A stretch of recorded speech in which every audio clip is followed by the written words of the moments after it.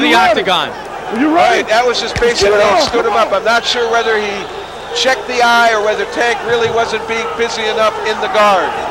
But Tank is again moving forward, and when he steps forward, he's presenting that leg to kick like that.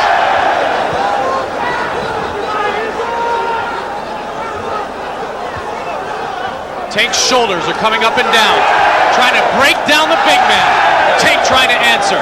Remember Maurice Smith's kicks, now feeling like an 85-mile-an-hour baseball bat. And that's when Tank finally did right. He's standing still. He's not presenting himself coming at him. It's harder to kick him. But it seems that Tank is very fatigued now. And believe me, Jeff, these guys know how to kick in the same spot every single time. Tank goes down again. Another good Hizzo punch. striking him. Tank with an uppercut, it missed. Tank is gassed. 4 minutes left in the regulation time period. Hizzo again, and he went high, and Tank goes down. It's over. Tank Abbott is down. Pedro Hizzo the winner.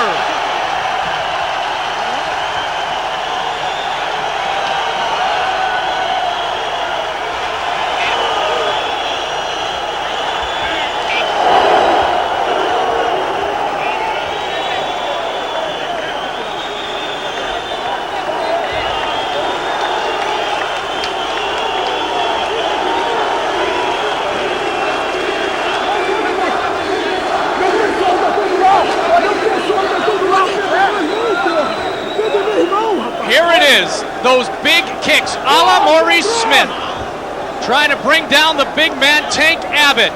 And at 8:07, Marco Ruas's top student, fighting in the most important fight of his life tonight, knocks out the legendary brawler, David Tank Abbott. Tank is up. Oh my goodness, what a great heavyweight fight. Kosaka and now Pedro Hizzo advance on the road to the heavyweight championship. Let's have a big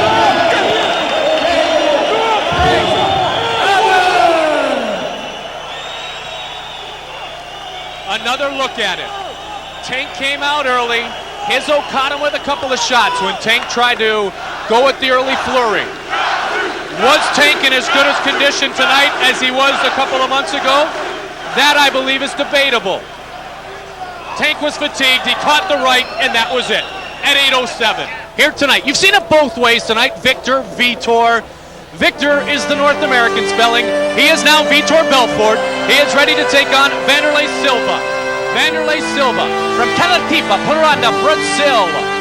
The opposite direction of Rio de Janeiro, about 200 miles down the road, where Vitor Belfort is born and now lives. This young man, a Muay Thai Brazilian Jiu-Jitsu background, replaces the injured Jerry Bolander in our main event.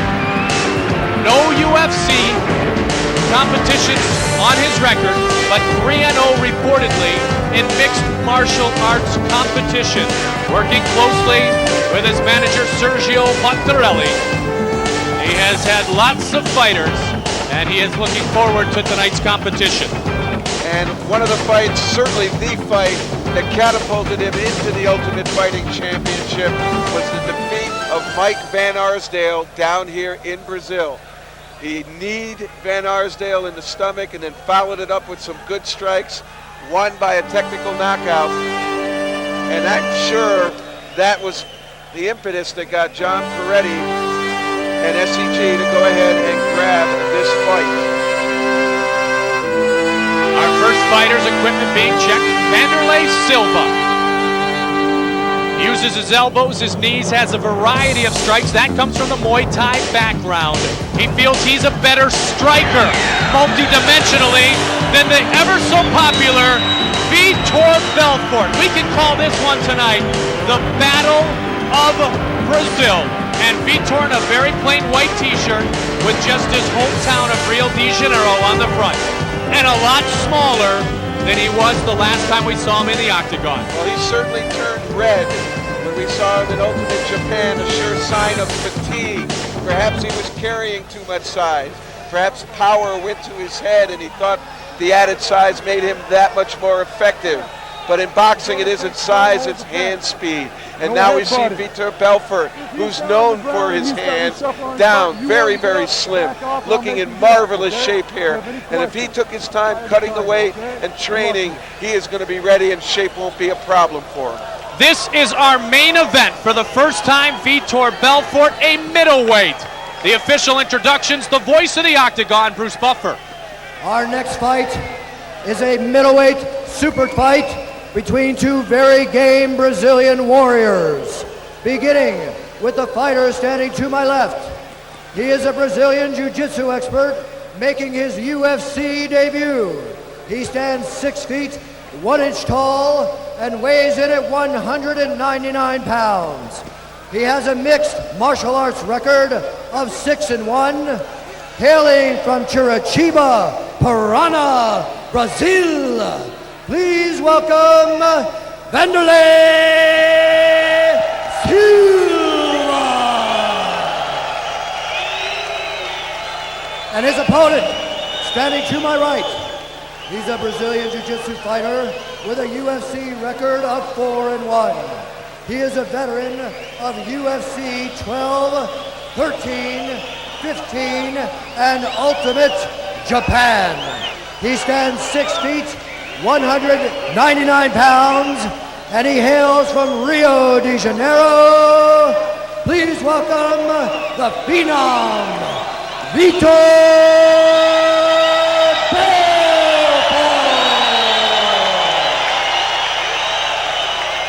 A very stoic, expressionless Vitor Belfort. None of the rah-rah that we have seen in the past. He appears to be extremely focused. 21 years old now, Vitor, the Phenom, breaking into the scene at age 19 against Vanderlei Silva. John McCarthy ready to get us started for the main event. Here we go. Are you ready? Are you ready? Let's get it on! Here we go! Vitor, known for his punching, wants to stay in punching range. And from what we saw of Vanderlei Silva when he defeated Mike Van Arsdale, he likes to be in close, likes to use elbows and knees. Vitor, the most lethal hands when you speak quickness in UFC history. The other thing I noticed in the Vanderlei-Mike Van Arsdale fight was that Vanderlei Silva seemed to walk through Van Arsdale's punches, like to move forward. I don't know if he wants to do that with Vitor Belfort.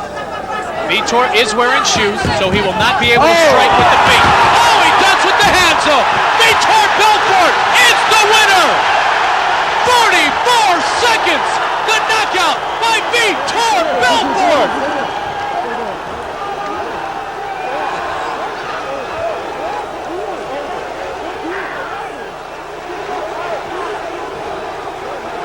That's the old Vitor. The questions have been answered.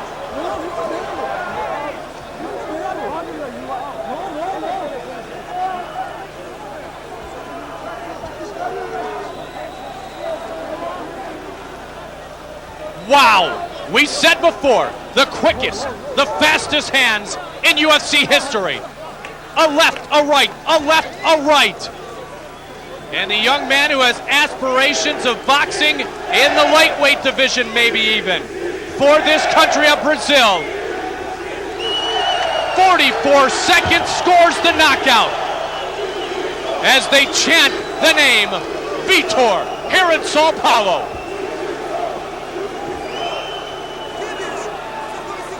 And there it is, a hug with Carlson Gracie. The on-again, off-again relationship with the 65-year-old mentor of Vitor Belfort. You know, tonight, Pat Miletich and Vitor Belfort say they want Frank Shamrock. Nobody wants Frank Shamrock more than the guy right there that we see pictured to his right, John the Machine Lober, who studies under Bruce Lee's art of Jeet Kune Do. It stresses the importance of being competent in all ranges of fighting. Now, Lober said to us yesterday there is no bad blood. He just wants the fight so that he has an opportunity to have a sweeter victory than he had in Hawaii in '97, because he wants to beat him with a big belt on the line, and what he calls the greatest belt in mixed martial arts. Frank Shamrock, 25 years old. John Lober, 5 years older, making his UFC debut tonight. Born in Inglewood, California, fighting out of Huntington Beach. He tells us how he will win this evening. My strength against Frank Shamrock is my striking, and so I intend to stand up and strike him until he falls to the mat again, and then I'm going to let him get back up, and then I'm going to knock him to the mat again, and then I'm going to let him get back up, and then I'm going to knock him to the mat again.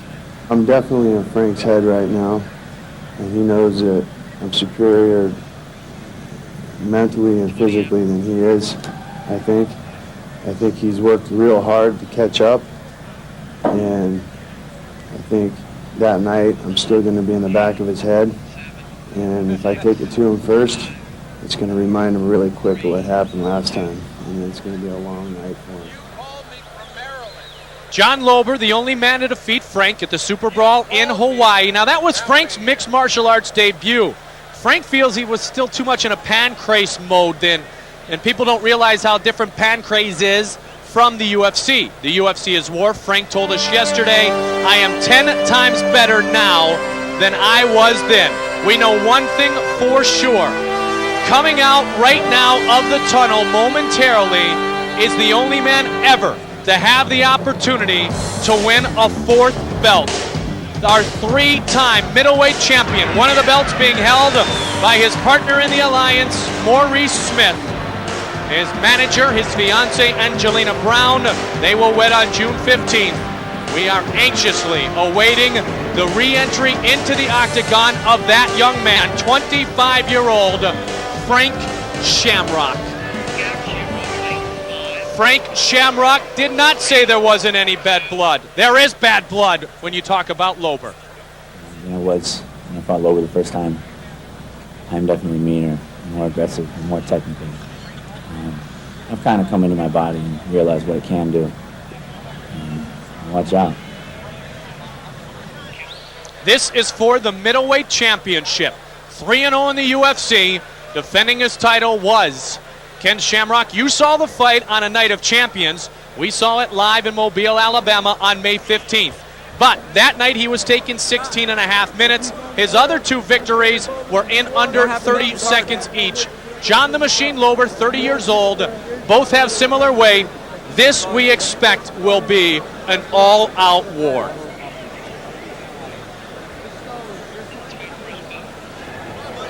As we get set for the middleweight championship of the world, here in Sao Paulo, we get the official introductions from the veteran voice of the Octagon, his 8th show, Bruce Buffer. Señores y señoras,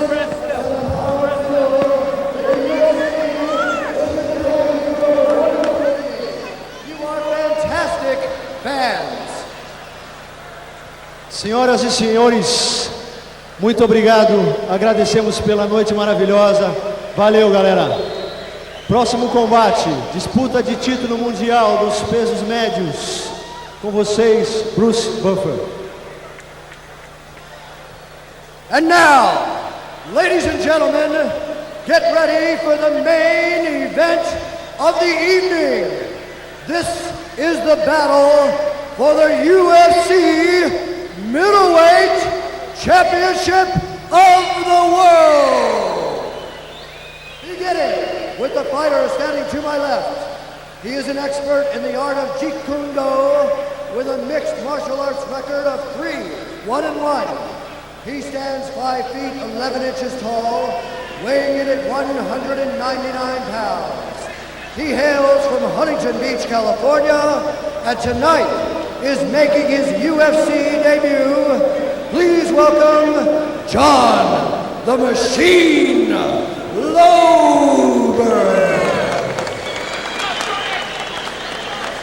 And his opponent, he is a submission fighter with a UFC